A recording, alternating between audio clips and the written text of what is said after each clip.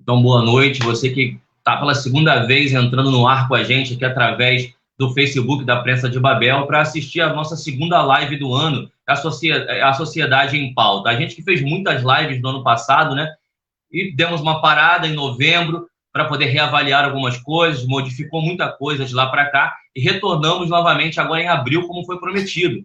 Foi colocado que retornaríamos em abril, sempre discutindo algum tema de interesse da sociedade de Búzios, mas também das outras cidades que a Prensa de Babel cobre, como Cabo Frio, Macaé, Rio das Ostras, São Pedro da Aldeia, essa região aqui da Costa do Sol.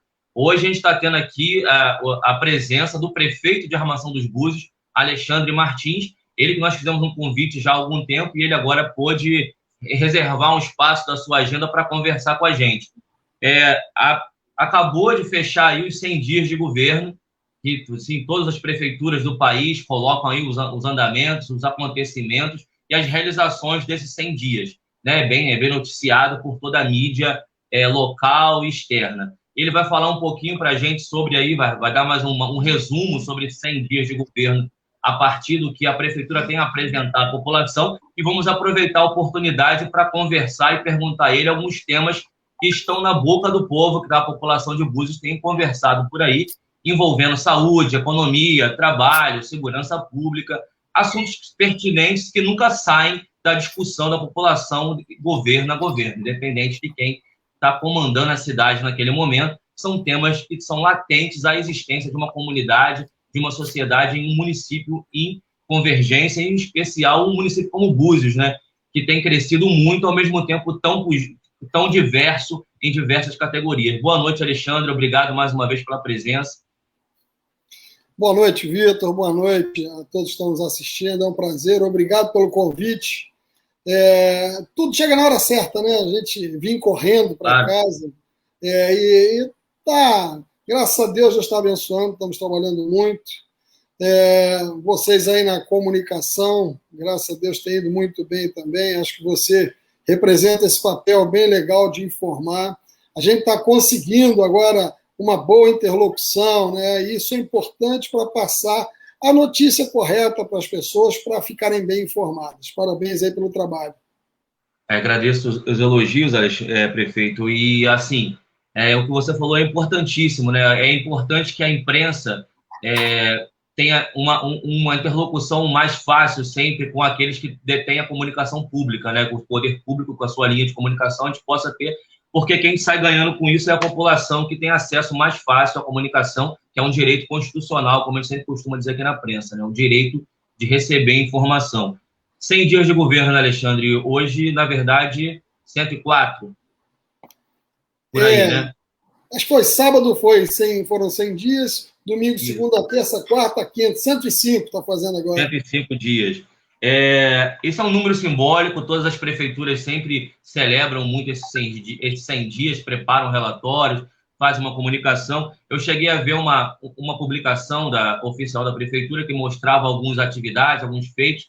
Você gostaria de ressaltar colocar aqui para a população alguma coisa que te chame mais atenção, que você considera que é importante relatar em relação a esses 100 dias, que você julgue diferente, ou que chame atenção em relação aos outros anos, desde a emancipação de Búzios como cidade?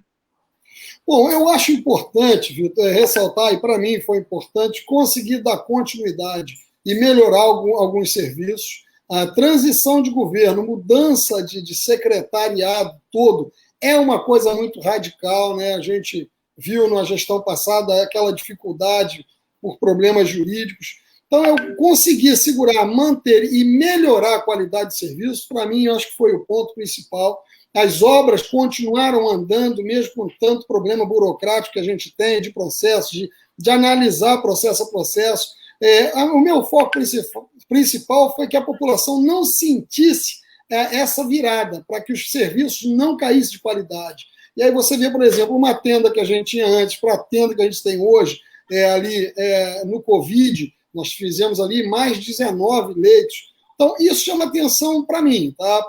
Eu, como gestor, entendo que foi importante melhorar ou manter, pelo menos manter a qualidade do serviço.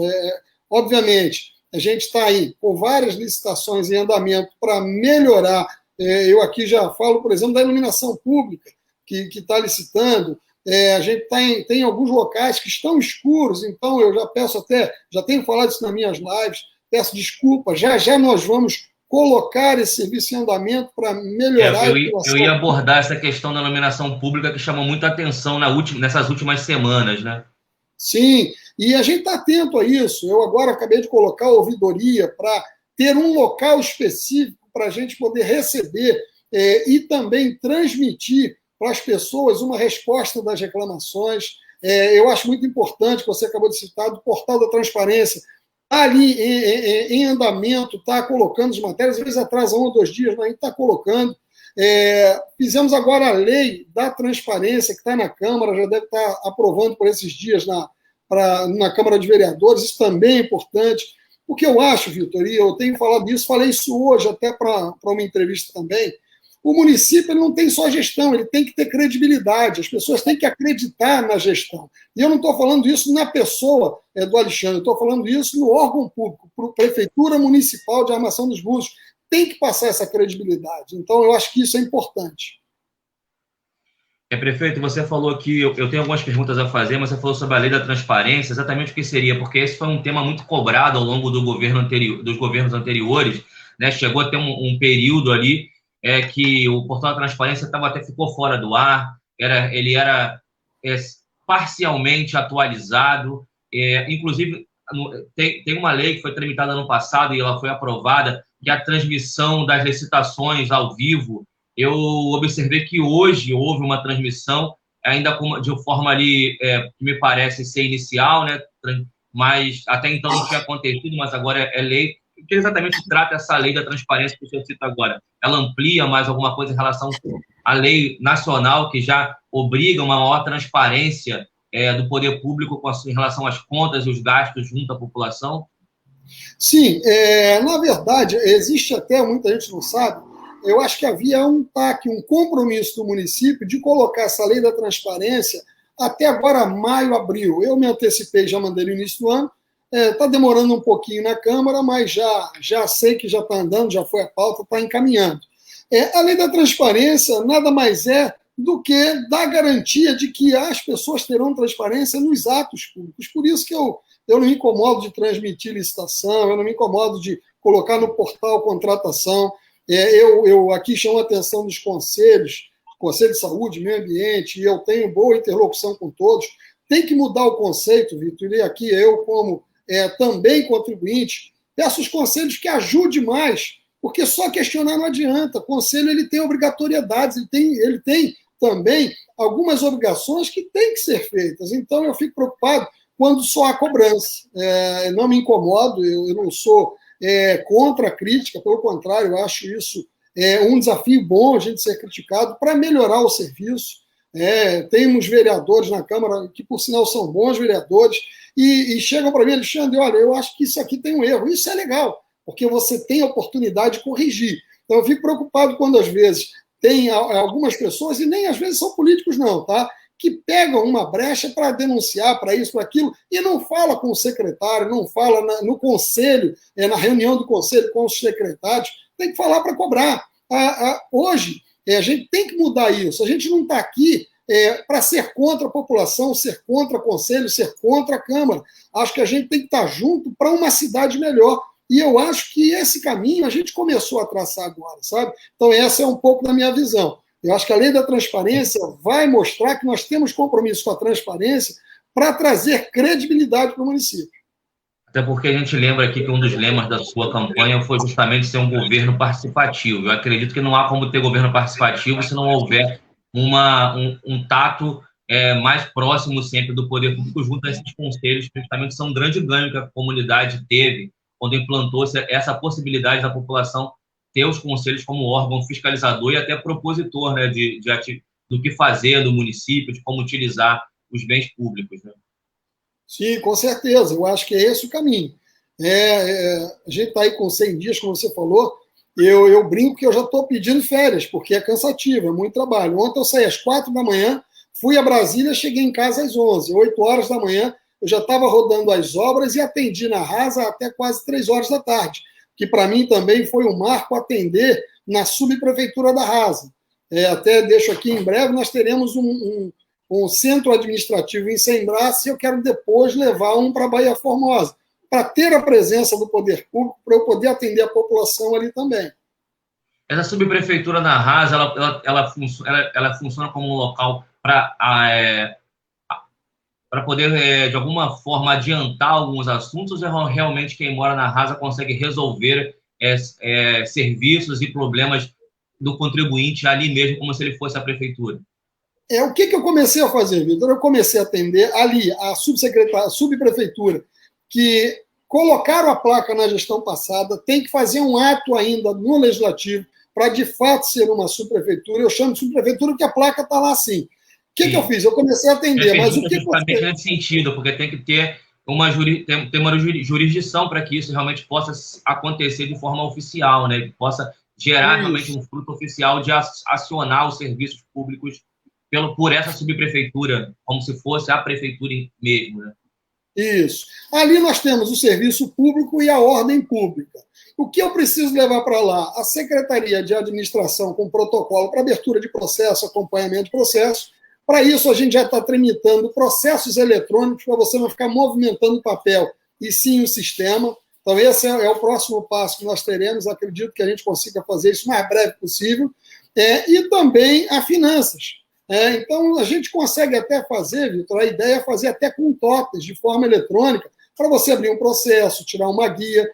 Então, eu preciso levar, de fato, esses processos, essas duas secretarias para lá, para conseguir fazer com que ali também tenha uma subprefeitura com os mesmos serviços que nós temos na prefeitura. Isso vai me levar ainda alguns meses, mas já atender na Rasa já foi um ganho, porque eu consigo antecipar muita coisa ali, e as pessoas sabem que quinta e sexta eu estarei ali. Então, não precisam se deslocar na segunda, terça e quarta, porque sabem que eu vou estar na quinta ali. Então, ali eu já consigo resolver e encaminhar muita coisa. Até porque eu levo lá o secretário de governo e alguns outros secretários para resolver o problema da população no local. É uma lâmpada queimada, é um buraco, é um asfalto, é uma limpeza, a gente está atendendo tudo isso. É a postura, pelo menos essas coisas a gente já começou a atender, foi o primeiro passo. Prefeito, olha só, a gente vai entrar em algumas perguntas que são as mais latentes no momento, mas assim, só para esclarecer alguns fatos pontuais que aconteceram agora nesses últimos dias. Um deles é essa questão da iluminação pública. Há um questionamento, há informações de que aquele trecho ali da Estrada da Usina está às escuras, já tem assim, 2 ou 3 semanas, assim, praticamente um mês às escuras, e outros trechos do município na mesma situação. A prensa questionou a Enel e ela colocou aí para cima da prefeitura a necessidade de resolver o problema, de que eles iriam, a Enel teria obrigação até ali chegar no poste e braço, lâmpada seria com a prefeitura. O que está acontecendo? O que a população pode esperar em relação à questão da iluminação pública? Bom, a iluminação pública, quando eu cheguei, nós tínhamos 2 carros alugados com motorista sem eletricista. Eu não sou de acordo de botar alguém que não seja eletricista para fazer um serviço numa rede. Então, isso me preocupa. Por isso, cancelamos o contrato e estamos licitando. A ideia, Vitor, é até aí mais 15, 20 dias já ter o serviço já regular. E mais um mês e meio eu vou começar a fazer a troca da lâmpada. Eu quero botar a lâmpada de LED e vou explicar por quê. A lâmpada de LED ela gera economia para a gente. Nós temos hoje 6.200 pontos de luz em via pública. Quando eu colocar essas lâmpadas de LEDs, a nossa conta é de 350 mil por mês. Nossa arrecadação de iluminação pública, né, taxa de iluminação pública é de 320, 330. Quando eu botar tudo LED, a nossa conta cai para 170 mil reais. Nós teremos uma economicidade e a iluminação ela fica muito melhor com as lâmpadas de LED. Então, eu estou fazendo as 2 licitações. Primeiro caminhão, mais 15 dias a gente regulariza isso, e logo em seguida as lâmpadas de LED para a gente trazer o melhor serviço, a melhor qualidade. Eu tenho falado com as pessoas pedindo mais uns 15, 20 dias para resolver esse problema. Ó, falando de iluminação pública, a gente já pensa em segurança pública, né? Que a gente sabe que essa questão da iluminação é um dos pontos que leva a uma sensação maior de segurança e realmente acaba ajudando mesmo. Os índices mostram que onde há uma melhor iluminação pública, acaba havendo um índice melhor de segurança pública. A gente teve uma notícia, infelizmente, nesses dias, de um assalto à mão armada ali no Pier de Manguinhos, próximo ao Porto da Barra, por volta das 9 da noite, o que nos coloca, não é uma coisa que aconteceu agora, já aconteceu outras vezes, mas deixa a gente um pouco amedrontado, em especial ao pensar que é num local onde é ousado um assalto ali, porque naquele momento o Porto da Barra era final de semana, ele se encontrava cheio, né? Não estava vazio, não era algo assim que você pudesse dizer que quem foi assaltado estava de bobeira andando no local deserto. Sabemos que a segurança pública ela é uma prerrogativa do governo do Estado, mas o município também tem a sua participação nisso, em especial o município de Búzios tem esse acordo com a Polícia Militar através do programa PROEIS. Como está a situação, como que o senhor vê também essa questão da segurança pública? Bom, Vitor, é um problema que nós temos, e eu tenho batido nisso, não é de hoje não, tá? Eu tenho batido nisso há de muito tempo. Eu tive 3 vezes como governador, tinha um encontro hoje, eu, por ter viajado ontem, não consegui ir, e também não estou muito animado para ir, vou te falar a verdade. Nós estamos assumindo muitas funções do Estado, e não é de hoje. Muita função que o Estado devia estar fazendo, muitas delas, não está.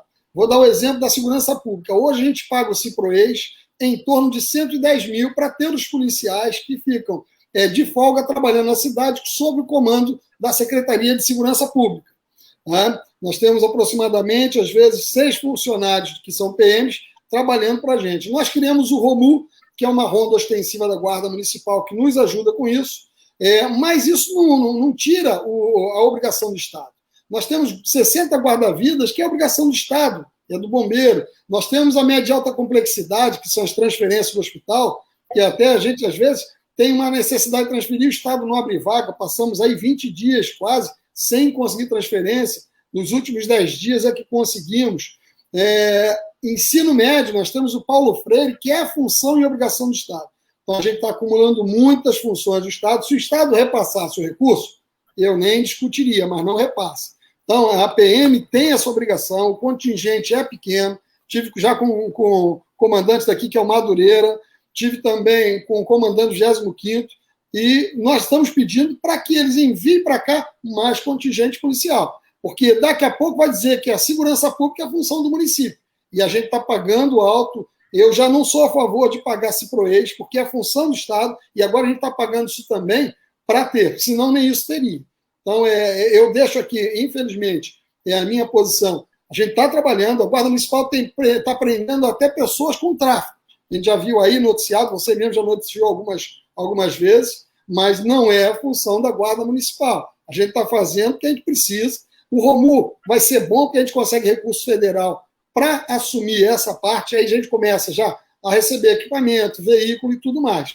Mas a gente está vendo o seguinte... O ROMU envolve a Guarda Municipal, né? É uma força-tarefa da Guarda Municipal em relação à atuação delas, se estende um pouco mais da questão patrimonial e passa um pouco da questão de fazer uma guarda ostensiva dentro do município. Exatamente. Ela começa a passar a assumir esse papel. Eu criei agora, a semana retrasada, colocamos 2 carros para isso, para melhorar, mas a gente precisa da ajuda do Estado. Ok, prefeito, eu vou entrar agora justamente, assim, se o senhor ainda tiver alguma coisa a falar sobre 100 dias, se quiser aproveitar, pode falar, mas senão eu já entraria em umas perguntas que são justamente eu vou entrar já na pergunta. O senhor, quando preparou o seu plano de governo, foi em 2020. A pandemia de Covid-19 já tinha começado, já estava em franca expansão, e todos nós, nenhum de nós, a não ser que fôssemos muito ingênuos, tínhamos certeza de que a situação em 2020 se tornaria pior. Já estávamos todos preparados para isso. Imagino que, então, na criação do seu plano de governo, isso também já estava preparado, sabendo que você assumiria um município dentro de um problema sanitário de proporções mundiais. O que o senhor pode destacar de concreto que o senhor acha que fez ao entrar no município, ao começar o seu governo, em relação à pandemia, que, assim, que não foi pego de surpresa? Então, assim, já estava preparado, vocês já entraram se preparando e já botaram em funcionamento quando assumiu o governo do município de Búzios? Bom, Para mim, Vitor, eu trabalho com planejamento. Eu acho que gestão, tem que ter planejamento.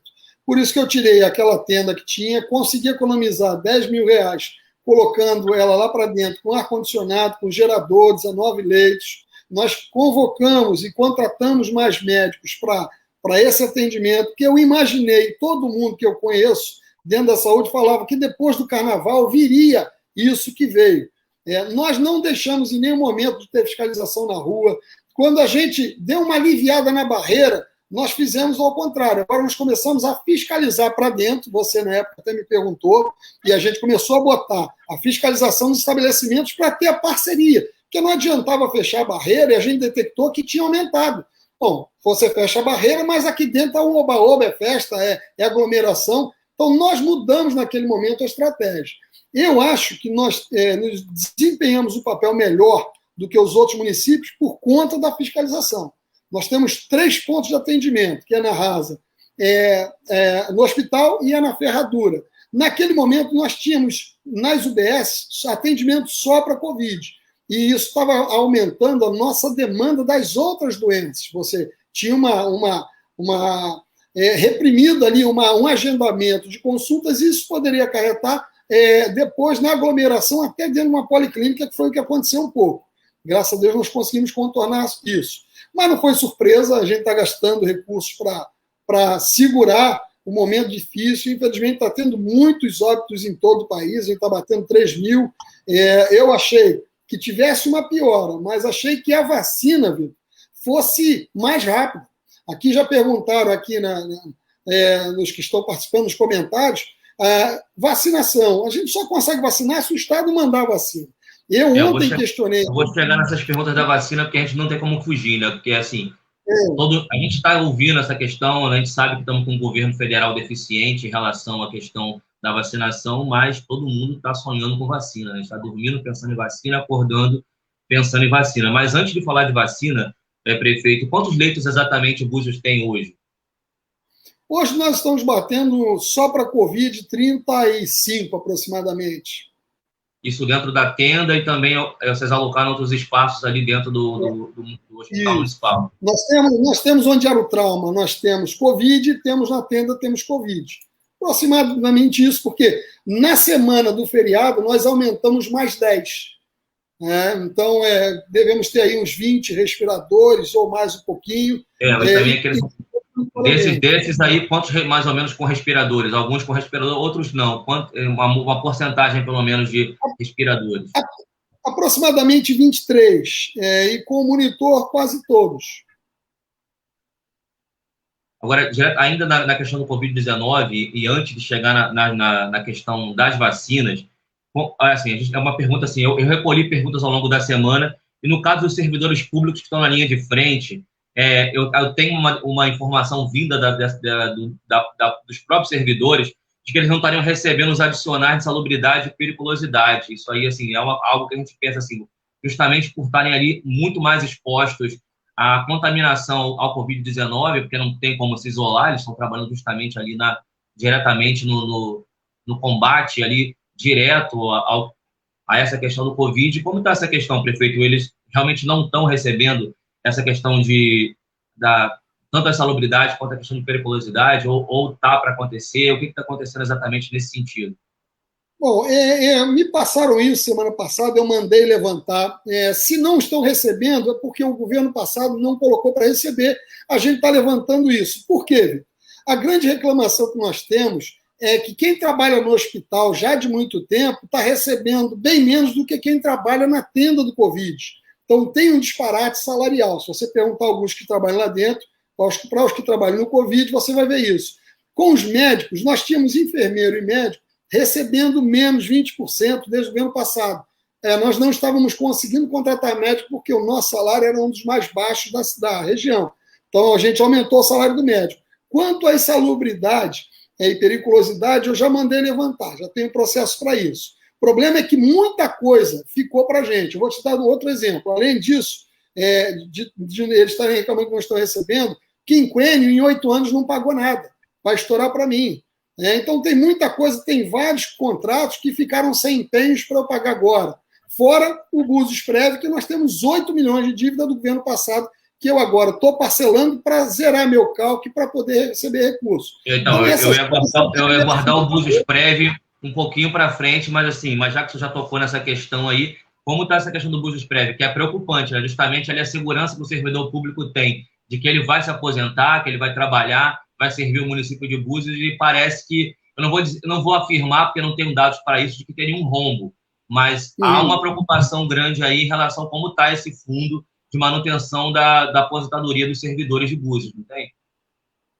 Bom, nós recebemos essa dívida, né, do governo passado, a gente teve que fazer o reequilíbrio orçamentário, porque o orçamento foi feito uma bagunça, foi muito complicado. Fizeram na última hora, eu entendo, e também entendo que esses momentos de um entra e sai atrapalhou muito, mas... Foram dias muito complicados aqueles ali, né?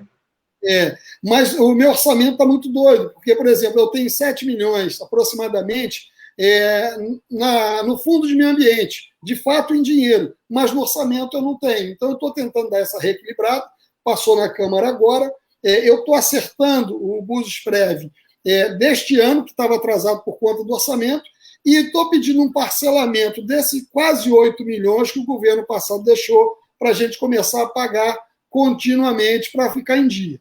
Eu deixo aqui, eu sou direto, eu deixo minha crítica, porque prefeito que não paga previdência, ele tem conta rejeitada. E isso é ruim, porque chega na Câmara, aprova, zera tudo. Então, eu acho que a gente tem que pensar nos quase 3 mil funcionários que nós temos, e é muito ruim quando você vê. E ninguém gritou. Eu reparo isso, que muita gente faz crítica. Mas isso ninguém falou, ninguém bateu, ninguém entrou com o processo, deveria ter entrado. Porque é um direito do servidor receber o seu fundo de garantia lá, ou na hora da aposentadoria ter o seu dinheiro lá. E foram 8 anos. Não foi 1 ano, não. Foram 8 anos de atraso. Já são aí, então, os 8 anos dos últimos 2 governos, que foram continuidades, né? Colocariam assim, nesse sentido. Tem uma ideia, mais ou menos, de quantos servidores tem para entrar aí na Previdência? Você diz para aposentadoria? Na aposentadoria? Não tem. Quem tem na Previdência eles têm, porque tem variação. Nem todo mundo entrou, nem todo mundo tem o mesmo tempo. Às vezes traz o tempo que trabalhou em outro lugar. Mas eu sei que na Previdência tem aproximadamente 100 e algumas pessoas. Mas você acredita que consegue resolver essa questão com o pagamento integral desse ano e o parcelamento dos anos anteriores? Na verdade, o Busesprev tem 103 milhões em caixa. Esse não é o problema a curto prazo. O problema é um longo prazo. Claro. Entendeu? Se a gente não cumprir... Exatamente, é isso que o servidor se preocupa, né? Ele agora está em atividade. Ele está preocupado com o futuro dele. A cidade é pequena, a cidade é nova, então ela não tem problema previdenciário hoje. Mas se eu não pago, o outro não paga, o outro não paga, quando o servidor se aposentar, não tem dinheiro, não tem recurso. A gente acabou saindo um pouquinho para o Busesprev, que você tinha citado, mas vamos agora chegar justamente na vacina, prefeito. Ajuda a gente a entender o calendário de vacinação, porque eu percebo, estou aqui comunicando, buscando, e assim como a população, um pouco mais, porque a minha profissão me leva a querer entender mais, porque eu tenho que ajudar a informar. Mas como está funcionando esse calendário de vacinação? Porque há reclamações. Há reclamação de pessoas que já têm a idade e parece que não conseguiram se vacinar ainda. Há uma confusão das datas, se vai chamar, se vão para as UBSs. Como está hoje organizado isso? E que esperança a gente pode ter de ter a população buziana, na sua larga maioria, já vacinada? Especialmente o grupo de risco, né? Sim. Você fazer um controle ou uma agenda daquilo que a gente, de fato, não tem controle, depois a gente vai entrar na educação aqui, é muito difícil. O meu questionamento, por exemplo, ontem, um dos meus temas em Brasília, conversando, onde eu passei, por que o município não pode comprar vacina? Porque a morosidade. Se o município que pode comprar vacina compra vacina, é menos gasto do governo federal. Então, eu estou batendo em cima dessa tecla. Não adianta a gente entrar em consórcio, como muita gente gritou, entrei em todos. Estou tentando comprar de toda forma. Só que o governo federal ainda não liberou a venda. Então, não adianta. Eu acho que seria um grande ganho se nós pudéssemos comprar direto. Quem tem, compra. E o governo federal economizaria mais. Para a gente seria importante. Agora, fazer uma agenda de uma vacina que a gente não tem e que não sabe se vai chegar é muito complicado. Como a gente tinha uma entrega regular, e ali foi onde deu problema no nosso agendamento, a gente recebe 1.000 vacinas hoje, essa semana, vamos lá. Beleza, então está vindo assim, 1.800, 700. Fizemos um cronograma. Aí, na semana seguinte, recebemos 20 doses.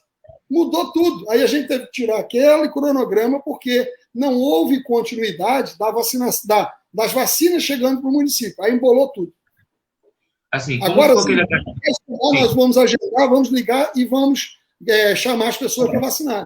Assim, hoje, assim, já estava vacinando, por exemplo, os idosos de 65 anos, mas agora vai haver uma repescagem para tentar alcançar ainda pessoas da faixa de 70 anos, se eu estiver enganado, pode me corrigir, para que todo mundo seja vacinado. É isso que está acontecendo. É o que eu acho que a grande dúvida nesse momento agora é esse, né? Ainda há pessoas da faixa de 65 que não foram vacinadas. Acredito que tenha sido por essa questão de 20 doses que chegou apenas, e agora uma repescagem de 70. Eu acredito que isso ficou um pouco confuso para a população entender esse vai e vem aí dessas faixas etárias aí para vacinação. O que acontece? A segunda dose, inclusive a gente nunca sabe quando é a vacina de primeira dose ou de segunda dose nós vamos receber, porque vem específico, tá? Nós seguimos o que o governo federal e estadual direciona para a gente. Então, vem lá, 1.000 vacinas, que é para o pessoal do Quilombo. Então, 1.000 vacinas tem que usar para o pessoal do Quilombo. Se tem 20 anos, 30 anos ou 50 anos, não importa, tem que ser para eles. Especificamente. É um plano nacional que a prefeitura tem que seguir, que o município tem que cumprir. Seria isso. Então, não tem um plano nacional, por exemplo, para dizer que Búzios vai receber tantas vacinas até tal data. O que nós fizemos? Pegamos as vacinas que nós tínhamos, vamos fazer uma repescagem, de repente, gente que não vacinou, dá oportunidade de vacinar, dá uma segurada até chegar mais vacinas para a gente. A segunda dose está sendo feita. A Jana perguntou aqui, nas UBSs é importante você ir lá e se orientar na sua UBS, porque senão fica muito complicado. A vacinação, às vezes, da sem braços é diferente do momento da rasa, porque tem mais idoso, tem mais jovem, cada bairro tem uma característica diferente. Então, quando quiser qualquer informação, vá na UBS, ou então até na ouvidoria, que a gente já divulgou aí, também pode pegar esclarecimento. Mas na sua UBS... A ouvidoria não funciona por telefone, internet e presencial, creio que pela pandemia não está funcionando, né, presencial. Presencial. Na UBS até está, se for na UBS, e geralmente o contato e a vacinação é na UBS de cada um. Então, se tem UBS, e hoje nós temos a cobertura de todos, Manguinhos e Jeribá já tem a sua UBS própria, vai ali, se orienta, vão cadastrar para chamar para vacinar. Como ficou aquelas discussões para a tentativa do município comprar a vacina, prefeito? Teve a discussão que ali Maricá entrou lá junto com o governo federal, na mesma fila ali com o fundo russo, para a tentativa da compra da Sputnik, que agora está numa pendenga da aprovação da Anvisa para que a vacina possa ser comprada, o que me parece, se eu puder opinar como jornalista, é uma coisa mais política do que exatamente técnica em relação à vacina, mas existiam outros consórcios de compra da vacina. Como que o Búzios está posicionado aí nessas três possibilidades de compra da vacina pelo município, que daria um upgrade grande aí para que a gente pudesse cobrir a maior população em relação à vacina em Búzios, né?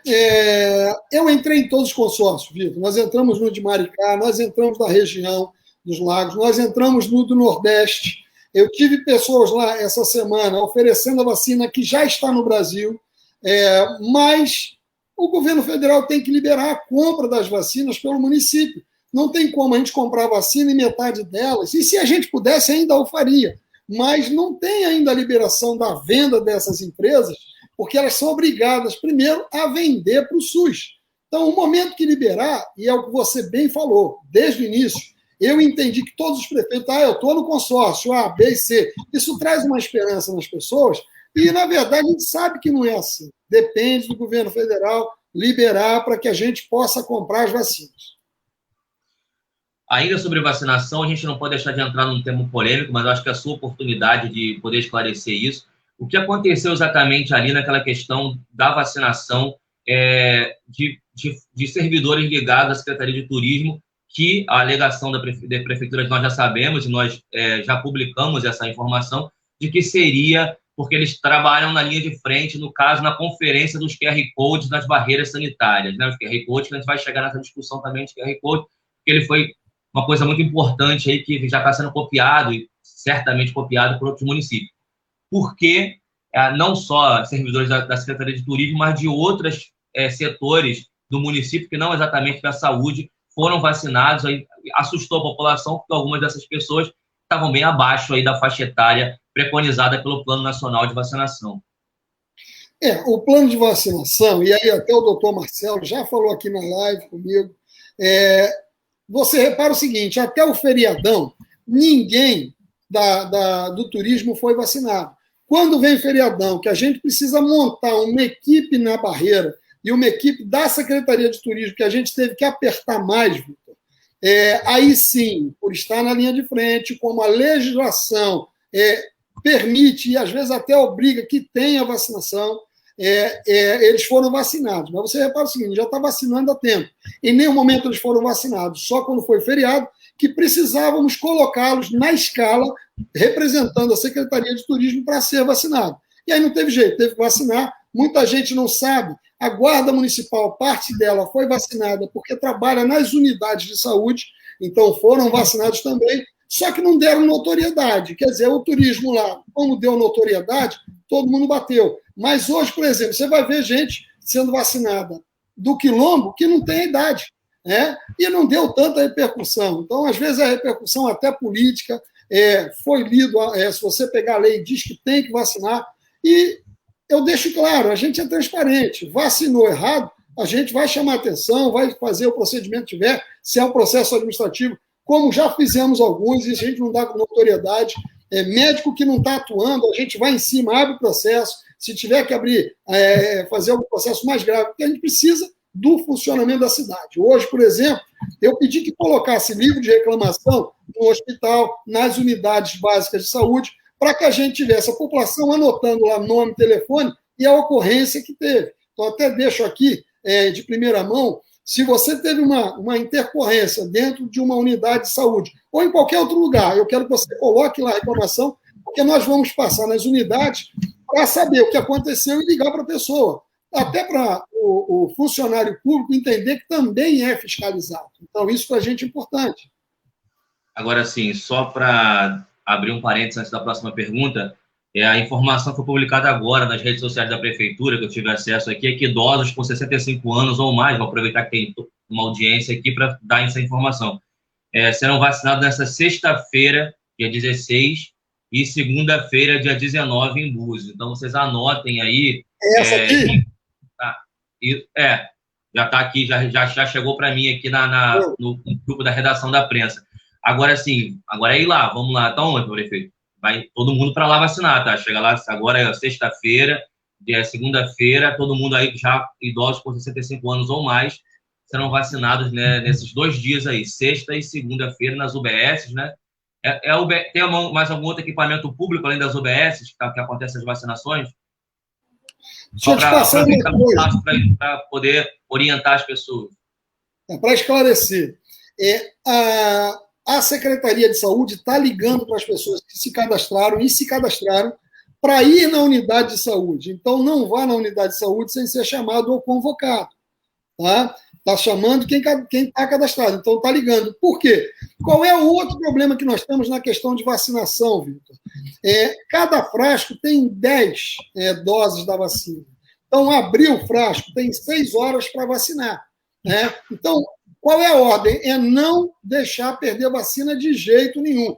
Por que nós não estamos vacinando em casa para não ter essa aglomeração? Por conta desse frasco ter 10 doses. Senão, estaria vacinando em casa. Só para esclarecer aqui para as pessoas. Seria perfeito, né? Se pudesse fazer esse tipo de vacinação em casa, seria algo tremendo, realmente. Prefeito, a gente está falando de vacinação, falou da questão das barreiras, o QR Code. O QR Code, ele é um sucesso, né? Ele foi no período mais duro do isolamento social por conta da pandemia. No ano passado, a cidade ficou, assim, como uma cidade fantasma, totalmente fechada.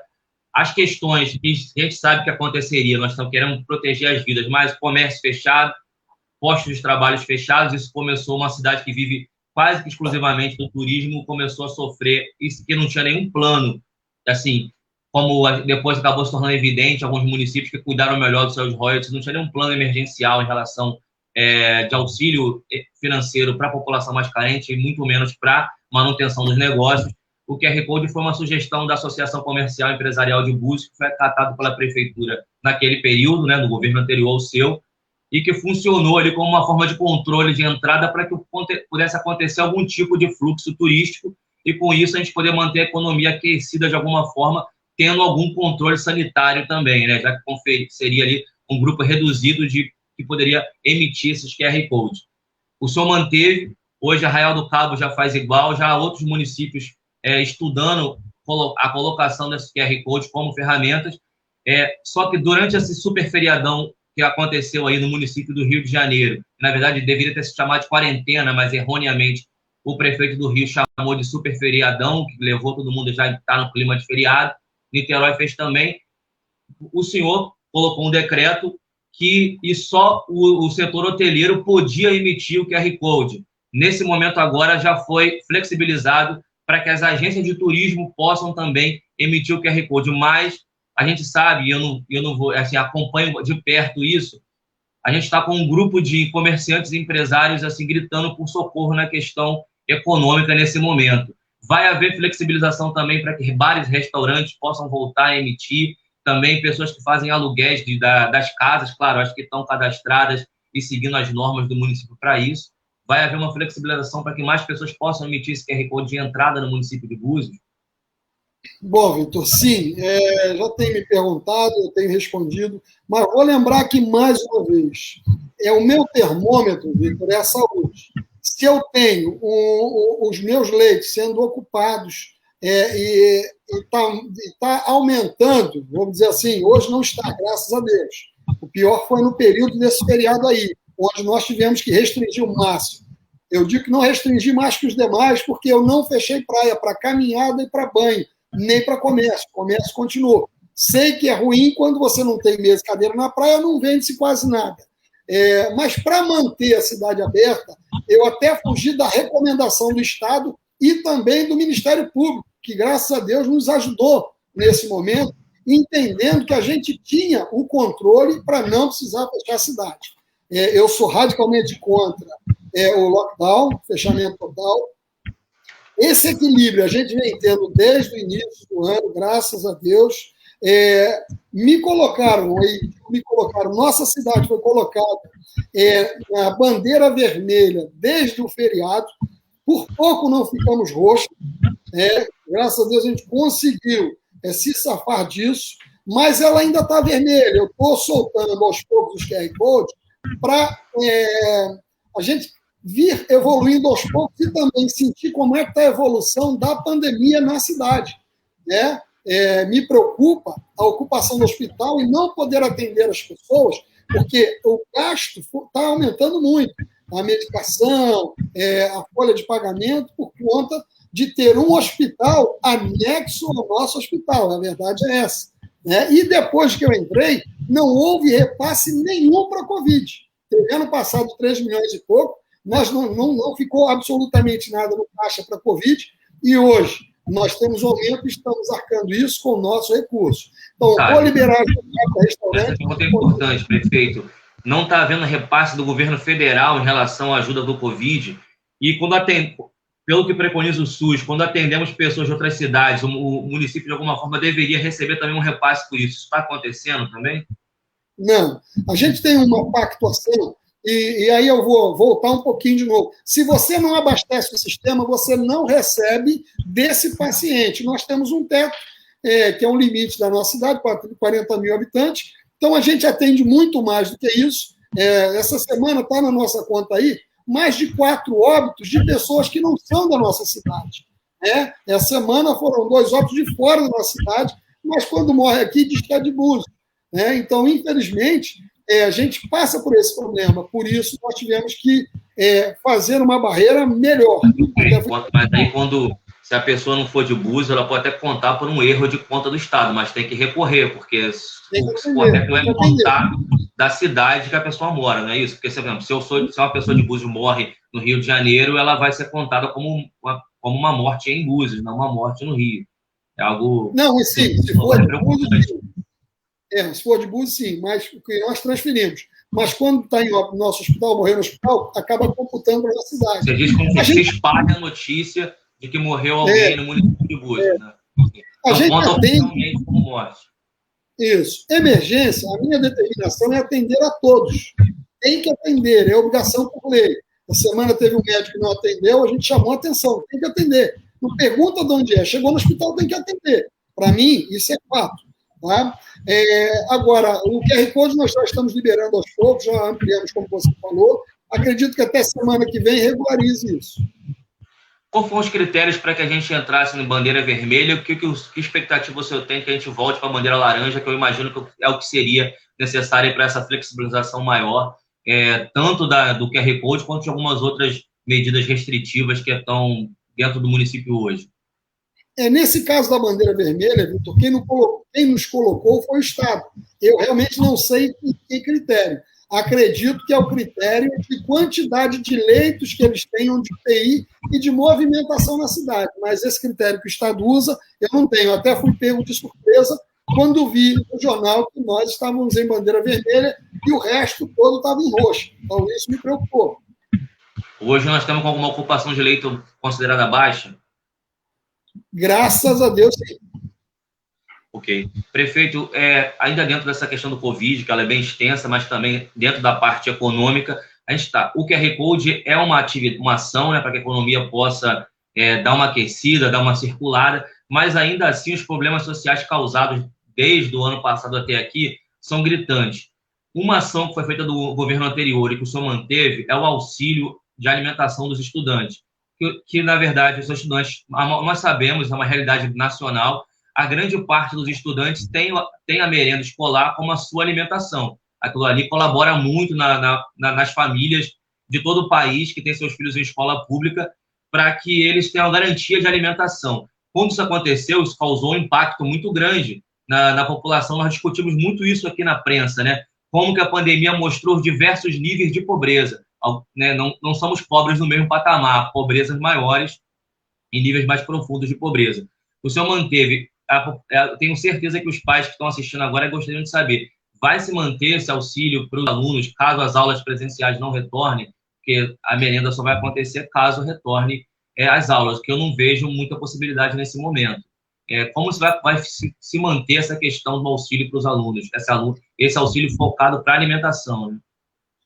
Vitor, hoje a gente atende 8 mil e alguns alunos a R$200 cada aluno com ajuda de custo no cartão alimentação.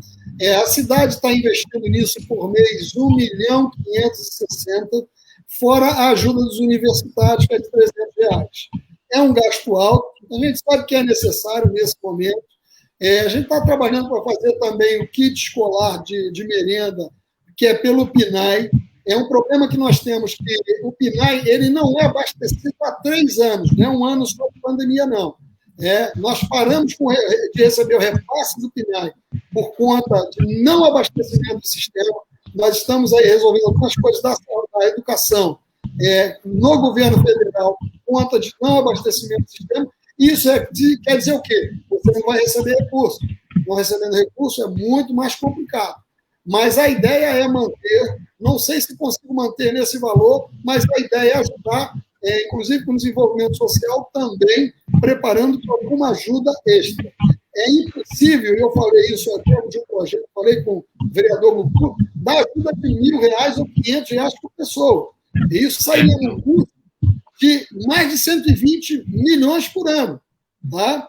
Fora que essa ajuda de custo de R$200 por aluno, ela não tem o critério, se você recebe ajuda do governo federal, ou recebe Bolsa Família, ou o que for, a gente não existe. Sim. Repete. Agora, hoje são R$200 ao mês que se repassa aos alunos por conta desse auxílio emergencial ligado à falta da merenda escolar, né? Não é exatamente, não há critérios sociais diretos assim, são critérios porque o aluno tem direito à merenda escolar na unidade pública e recebe esse auxílio de alimentação. O senhor pretende manter, então está colocado que talvez ele possa diminuir de valor, seria isso? Ou mudar uma ajuda, mas não vai ficar desamparado. A minha preocupação é só uma: esse novo cadastramento de alunos deste ano, porque pode ter alunos que foram cadastrados ano passado e não morar mais na cidade. Então, a nossa ordem é fazer esse recadastramento baseado na hora de rematricular, como foi feito agora. Nós já estamos cruzando essa informação. Lembrando... Vamos lembrar que esse auxílio só pode ser utilizado no comércio de Búzios, né? Só pode fazer compras nos mercados aqui. Até porque é uma forma de também movimentar a economia. Sim. Só lembrando que isso não é recurso da educação. Isso não conta para computar o gasto ou investimento de 25% que tem que ter com a educação. E ainda nós podemos ser punidos, porque ano passado, e aí eu entendo, deixo aqui o meu entendimento, de que não foi investido 25% na educação, foi 23,5%. Mas também entendo como é que você vai conseguir chegar no limite de 25% se não teve aula. Né? Então, é um desafio, a educação de agora em diante é um desafio, a gente tem um projeto, estamos trabalhando para isso, acreditávamos muito que a vacinação viesse mais rápido, está muito lento, mas eles não ficaram desamparados. Então, nós estamos caminhando quase para o final da live, prefeito. Eu procuro ser pontual no começo e no fim, para a gente não perder qualidade, mas assim, tem algumas perguntas a serem feitas que, se eu não fizer, eu vou ficar mal com toda a população que está esperando algumas respostas.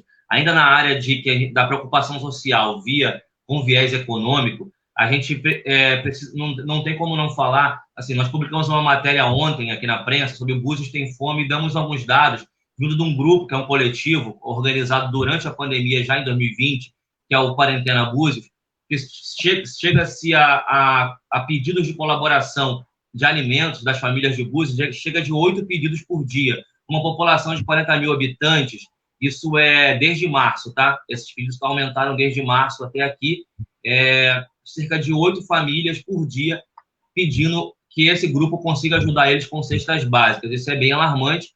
A fome não é uma novidade no Brasil, também não é no Búzios também. Búzios sempre teve pessoas com fome, talvez menos que a outros municípios, mas sempre tivemos também, mas agora se agrava como o restante do país se agravou. Isso nos leva assim, a Câmara de Vereadores, eu não acredito que não há problema de citar o nome aqui do vereador, acho que isso também não se importaria, no caso foi o vereador Rafael Braga, encaminhou um pedido de um projeto de lei de auxílio emergencial. Se eu não estiver enganado, o valor é de R$500.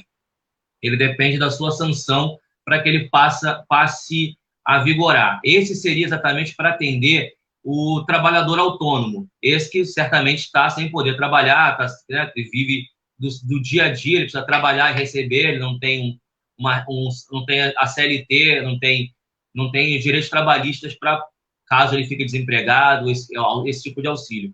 O senhor chegou a receber já esse pedido de auxílio, esse projeto de lei do vereador, e já considerou de alguma forma, mesmo que o valor seja alto ou baixo? O que o senhor tem pensado sobre isso, já que a questão da fome é uma realidade? Aí eu também abro para que o senhor possa talvez ter outras ideias que tenham vindo junto do município que a gente não tenha tido acesso ainda. Bom, Vitor, isso precisa de um impacto orçamentário. A Câmara não pode criar gasto para o Executivo. Isso, acho que todo mundo sabe, isso é muito claro. Acho que financeiramente, e aí me preocupa, é quebrar o município. Fora que nós já temos um investimento de 1.560.000, como acabei de falar, fora outras coisas. Isso não sai da educação, isso sai da prefeitura. Quem tem que fazer projeto social é o desenvolvimento social, e é para isso que eu estou trabalhando. E aí você tem que criar critérios. Quem é que precisa? Já recebe do governo federal? Tem filho na escola? Porque senão ele recebe pelos 3 filhos que tem na escola, mais R$500, daqui a pouco essa renda está chegando a R$1.500. Então, esses são critérios que têm que ser feitos. Eu não sou contra, mas tem que ter critério. E você não pode criar uma lei com o inconstitucional.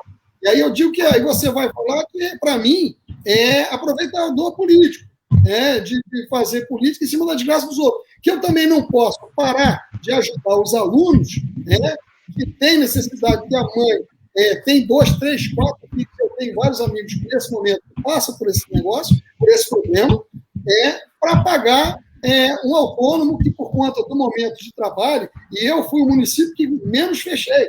Pelo contrário, a gente deixou o máximo trabalhar possível. Os ambulantes vieram comigo, eu atendi, chegamos a um bom consenso, eu eles terem ido lá. Por isso que eu acho que o governo tem que ser participativo para ouvir. Se quer criar um gasto, me procura antes, fala comigo para ver se tem viabilidade. Não joga para a plateia para dizer assim, opa, vamos tentar da prefeitura mais R$500. Isso tem que ter critério, isso tem que ter planejamento, isso tem que estar na LOA, isso tem que estar previsto no orçamento. Né? E nós vamos...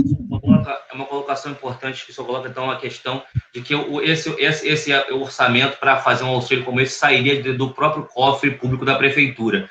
A Associação Comercial enviou um ofício, que o senhor deve ter recebido, que foi noticiado sobre isso, para a Câmara de Vereadores, onde ela não estava sugerindo a abertura de uma discussão, não propondo ou dizendo que era possível ser feito agora, mas a discussão sobre a criação de um fundo soberano, que poderia ser estudado junto a outros municípios que já realizaram, da onde as fontes de receita para a manutenção desse fundo seria uma parte dos royalties do petróleo e outras fontes que poderiam ser descobertas, inclusive fontes de escala federal, que poderiam vir do sistema federal, ou uma parte de tributos dos próprios comerciantes que já pagam tributos, poderia ter uma porcentagem que viria para esse fundo. Para que esse fundo? Esse fundo existiria justamente para poder custear programas sociais como esse e também auxílio de crédito a esse comércio que é importante para a manutenção de Búzios como uma cidade turística. Isso já vou chegar numa novidade que eu sei que aconteceu hoje no município. Mas eu queria saber se o senhor tem ciência dessa sugestão de discussão da SEB, Associação Comercial e Empresarial de Búzios, e se o senhor tem conhecimento de que municípios como Maricá, Niterói e Paraty já estão também, alguns já estão implantados, Paraty está discutindo para a implantação, o senhor acredita que isso é possível no município de Búzios? Vitor, ali eles estão criando uma moeda municipal muitas vezes, eu já vi isso acontecer, e já vi dar certo e já vi dar errado. E qualquer discussão que fala de orçamento tem que primeiro conversar com o executivo, com todo respeito, porque senão embola as coisas. Se a gente chegar num consenso que nós temos recursos, e aí é executivo, legislativo, é o segundo momento para ver se eles aprovam, se concordam, se é uma boa ideia. Porque é questão orçamentária. Nós sabemos quais são as nossas dívidas, quais são os nossos compromissos, os 8 milhões de dívida do Búzios Prev, e assim por diante. Então, tem que ter estudo. Criação de uma nova moeda é legal, é bacana, mas nós vamos ter de investimento só com essa ajuda de custo de quase 20 bilhões por ano. Não é pouco. Então, ajuda nós já estamos dando. Só está criando mais um. Se for um critério que atenda aquela, pessoas que de fato precisam, mas tem que ter critério, e critério na questão de desenvolvimento social de apoio àqueles mais necessitados. Eu não sou contra, sou aberto a colaborar nessa discussão, como Poder Executivo, claro. Na verdade é fundamental para que essa discussão tenha algum resultado prático, né? Claro, com certeza. Atender as pessoas é o meu objetivo. O meu objetivo é melhorar a qualidade de vida das pessoas e amparar na hora de mais necessidade. Então, dentro dando sequência aqui, outra informação que eu tive assim, recentemente, um pouquinho antes da live começar, é sobre uma parceria que a Prefeitura, parece que teve uma reunião hoje ainda, onde onde se criaria uma CDL, que é uma Câmara de Dirigentes Logistas. Não sei se eu estou falando a sigla correta, o que isso poderia possibilitar uma margem menor, um maior de descontos nas questões bancárias para os comerciantes de Búzios, e poderia levar até acontecer uma forma de auxílio de crédito para esses comerciantes. Isso é uma coisa que vocês discutiram hoje, né? Já foi noticiado na página da Prefeitura. Eu encontrei justamente essa postagem lá. É uma coisa para curto prazo? É uma esperança que o comerciante buziano pode ter com essa parceria que foi fundada hoje? E se eu puder explicar melhor como a parceria funciona, porque ali está uma informação um pouco básica do que seria aí. Está só uma boa notícia, mas a gente não tem a fundo exatamente como esse mecanismo funciona e quando isso poderia passar a vigorar. Sim, essa discussão a gente já vem falando desde o início do ano, fazer um banco justamente para dar apoio ao micro e pequeno empreendedor, mas não é de agora não, já tem algum tempo, trazer a CDL para cá, que ajuda muito o comércio, até para facilitar a abertura, alvará de empresa e tudo mais. Então, a ideia é facilitar. E esse banco traria para cá um financiamento, uma linha de crédito com um custo baixo. por isso nós estamos noticiando, provavelmente nos próximos dias se instale na cidade, para que também a gente dê apoio. A prefeitura não é para emprestar dinheiro, né? A gente tem que dar o apoio àqueles mais necessitados. E, obviamente, eu estou aqui para isso. É uma notícia boa, em breve vamos consolidar isso, mas eu estou trabalhando mais nisso para gerar emprego. A gente está falando sobre isso hoje. Eu não tenho dúvida que a hora que passar essa pandemia, a cidade vai crescer. E vai crescer, que eu digo, de turismo e turismo de qualidade. Então, eu não tenho dúvida disso. E a gente já está trabalhando nessa discussão. Prefeito, a gente já está aqui com 1 hora de live. A gente procura cravar aqui o horário mesmo, porque daqui a pouco a gente começa a se repetir um pouco.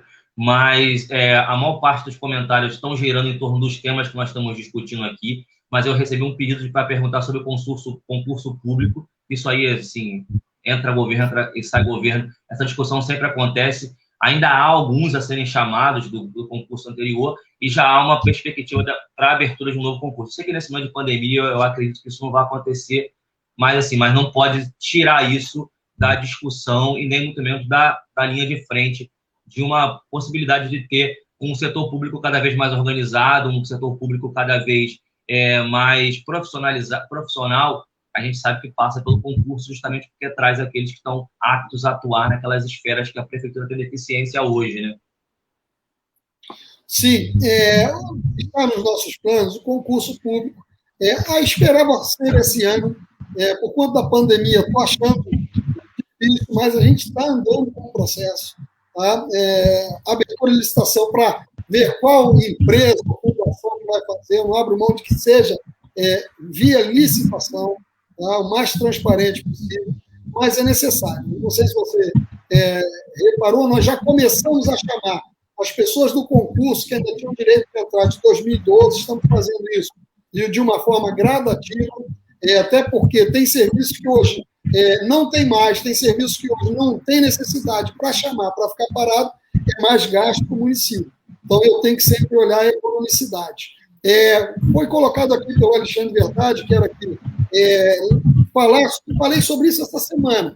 As pessoas ficaram 5 meses sem trabalhar, a gente está tentando achar um jeito de compensar no alvará que pagou por 12 meses e não pôde usar os 12 meses. Então, a gente já está trabalhando em cima disso para dar essa compensação dos ambulantes, por exemplo, que eu falei sobre isso, acho importante, foram extremamente prejudicados, e alguns comércios, nem todos, mas alguns foram prejudicados. Então, a gente está discutindo de que forma a gente pode fazer, de forma legal, se tem que contar para a Câmara, para compensar isso, sem ser uma renúncia de receita. Então, a gente já está trabalhando em cima disso, e estou pronto aqui para ouvir as pessoas. Eu acho que isso é fundamental.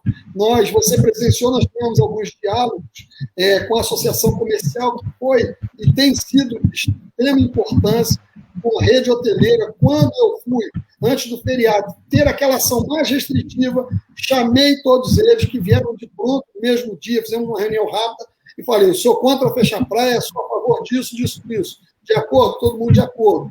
Antes tinha feito uma reunião com os vereadores também falando a mesma coisa, porque acho importante a gente participar das decisões da cidade, principalmente associações que são tão importantes e geram tanto emprego. Então, acho que o diálogo é o melhor momento. Não vou acertar tudo, sei que a gente está falando de 100 dias, até a gente ser um pouco aqui de foco, mas tudo está dentro. Mas o nosso objetivo é acertar para fazer uma cidade melhor. A população que se sentir a necessidade de ter um diálogo maior com o prefeito, com a prefeitura, para fazer reclamações, sugestões, quais são os canais aí, de que forma a população consegue chegar próximo, já que seu lema foi governo participativo? Bom, eu estou atendendo sempre na prefeitura, tem dias que é difícil, né, porque é muita gente, tem que também fazer o trabalho técnico dentro da prefeitura, reuniões secretários, cobrar serviço daqui e dali, estou atendendo 26 na Rasa pela parte da manhã, e tem os canais aí da ouvidoria que tem que pegar no site, né? A gente está aí tentando fazer o melhor e, aos poucos, a gente vai colocar a casa em ordem. Acredito que para os serviços andarem 100%, mais os 2 meses aí a gente consegue colocar. Perfeito, prefeito. Eu tenho muito a agradecer, tenho muito a perguntar também, mas vou fazer uma última pergunta, já terminou, mas a pergunta aparece aqui. Círculo social, prefeito, a gente chegou a publicar algumas matérias, É um projeto social, cultural, de grande importância, mas também já praticamente histórico no município de Búzios, que vem seguindo durante muito tempo, formou uma geração de jovens de educação adulta. Alguns se profissionalizaram, mas independente disso, é uma forma de manutenção, aí de ocupação do tempo da juventude de Búzios, assim, e encontrando novos caminhos. O que está faltando para que a prefeitura possa conseguir retomar aí a colaboração, o aporte junto ao círculo social para que ele volte a funcionar, a manutenção dos funcionários, tem professores, tem pedagogos, tem diversos profissionais que trabalham ali no círculo para que ele aconteça e dê esse resultado que o Búzios tanto se orgulha. Sim, eu fui vereador em 2005, você lembra? Sempre apoiei o círculo, antes era feito por subvenção. A forma correta de fazer é um chamamento público.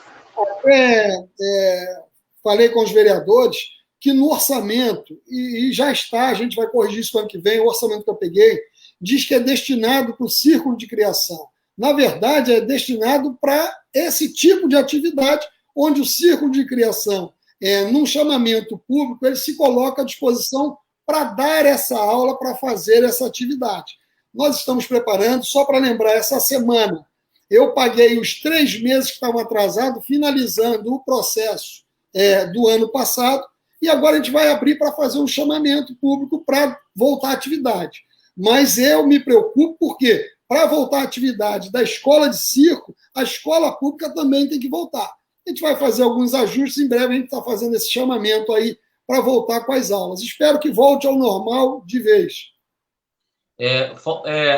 Eu sei que está em andamento, mas há uma perspectiva assim, da questão de resolver. Eles precisam realmente de um aporte que envolve o acordo econômico, na qual a prefeitura colabora com a manutenção do projeto. Isso está em andamento, assim, está próximo de acontecer? Há uma esperança de que isso possa ser resolvido para que possa manter o projeto? Olha, o Círculo de Criação, ele é uma instituição. Ele é não governamental. Ele vai ter que participar do chamamento público. Só depois do chamamento público a gente pode aportar algum recurso, porque ele vai se habilitar para estar fazendo aula para os alunos da rede municipal ou do município. Né? Aportar qualquer coisa sem participar de um processo de um chamamento público é irregular pela lei. Tá? Não é mais subvenção. Subvenção a Câmara fazia antigamente, isso acabou. Não tem um dinheiro destinado a esse círculo. Qualquer um que se habilitar para disputar essa licitação nesse chamamento, dessa modalidade, estando apto na documentação, pode fazer. Tá? Isso não é um órgão público. A gente tem que saber diferenciar isso para não ter problema jurídico e nem pelo TCE, Tribunal de Contas do Estado. Mas a ideia é fazer o chamamento mais rápido. Igual a esse, eu quero fazer as escolinhas de futebol, esporte na praça, da mesma forma. Eu até usei esse modelo bom do Círculo de Criação para as outras atividades que a gente quer fazer também, que são outras escolas na área do esporte. Ok, então agora finalmente a gente realmente vai chegar ao final da live. Eu quero agradecer ao prefeito Alexandre Martins pela disponibilidade, pelo tempo, pelo horário de estar conversando com a gente aqui. É a primeira entrevista do ano que nós conseguimos. Nós tentamos essa entrevista logo em janeiro, né? Mas assim, está acontecendo agora em abril, mas a gente está conseguindo fazer ela aqui ao vivo. Então, eu agradeço por estar respondendo as perguntas. Eu tentei fazer o máximo de perguntas que girassem em torno das discussões do momento. Agora, também não conseguimos fazer todas, mas os comentários estão aqui embaixo, prefeito. Então, se depois a sua equipe, o senhor quiser pegar e responder, é uma oportunidade. Certamente, algumas perguntas que me escaparam vão estar aqui nos comentários e pode servir como base para compreender como está o andamento e o pensamento da sociedade em relação a esses 100 dias de governo. Então, agradeço mais uma vez, agradeço você que participou da live, assistiu. Esse aqui é só um dos canais da Prensa de Babel. Esse aqui é o Facebook da Prensa de Babel, mas nós temos o Instagram, temos o TikTok, Twitter, o site de notícias da prensa. Na verdade, somos um jornal de procedência digital. A gente está atingindo todas essas camadas para, de alguma forma, informar você que está interessado em informação bem apurada e também saber variedades, outros acontecimentos de Búzios da região da Costa do Sol. Fique com a gente, colabore com a prensa, diversas formas de colaborar, a gente vai colocar aqui nos comentários também. E até a próxima live, sempre às quintas-feiras, às 19 horas, trazendo temas pertinentes à sociedade. Um abraço. Um abraço. Obrigado, Vitor. Obrigado a todos.